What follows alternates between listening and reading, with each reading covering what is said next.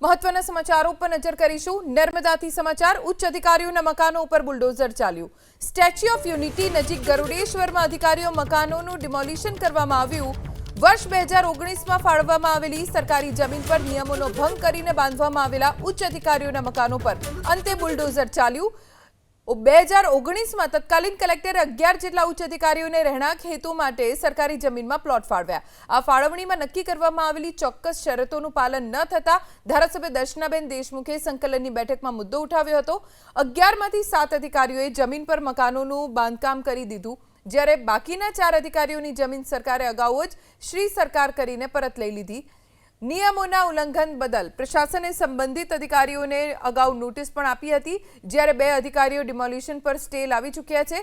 જે તે જ સમયે જમીન મેળવનાર અમુક અધિકારીઓ અત્યારે નિવૃત્ત થઈ ચૂક્યા છે, જ્યારે અમુક અધિકારીઓ હાલમાં ઉચ્ચ હોદ્દા પર ફરજ બજાવી રહ્યા છે।